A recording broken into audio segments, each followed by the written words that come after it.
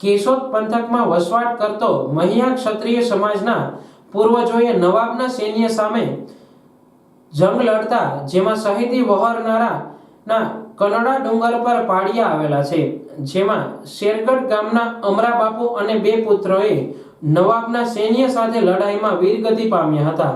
ત્યારે વીર શહીદ અમરાબાપુના પુત્રવધુ રાજવી હીરાબાઈએ અમરાબાપુના કાયમી સંભાળનું અને ઐતિહાસિક ઘટનાનો ઇતિહાસ જીવંત રાખવા 198 વર્ષ પહેલા વાસ્તુશાસ્ત્ર અને શિવ પુરાણ મુજબ અમરેશ્વર મહાદેવ મંદિરની પ્રતિષ્ઠા કરવામાં આવી હતી।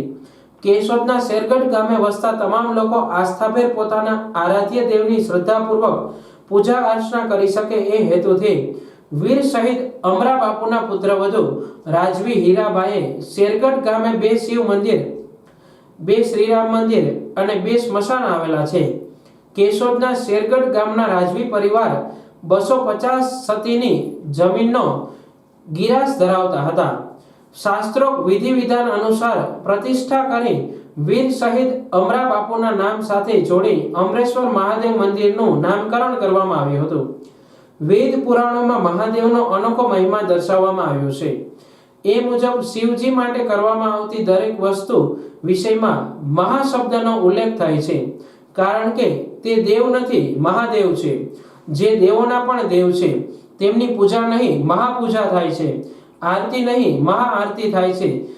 પવિત્ર શ્રાવણ માસમાં કેશોદના શેરગઢ ગામે આવેલ ઐતિહાસિક ધરોહર ધરાવતું અમરેશ્વર મહાદેવ મંદિર શિવ ભક્તો માટે આસ્થાનું કેન્દ્ર બની ગયું છે। કુદરતી સંયોગથી આ વર્ષે પવિત્ર શ્રાવણ માસમાં 5 સોમવાર આવતા હોય ભક્તોમાં અનેરો ઉત્સાહ જોવા મળી રહ્યો છે। કેશોદના શેરગઢ ગામે આવેલ અમરેશ્વર મહાદેવ મંદિરે સવારે સૌ ભક્તો પૂજા અર્ચના કરી બહોળી સંખ્યામાં ઉમટી પડે છે અને સાંજે શૃંગારના દર્શન અને મહાઆરતીનો લાભ મેળવે છે। કેશોદના શેરગઢ ગામે આવેલ અમરેશ્વર મહાદેવ ભક્તોને મનોવાંછિત ફળ આપે છે તેવી શ્રદ્ધા પણ પ્રચલિત છે।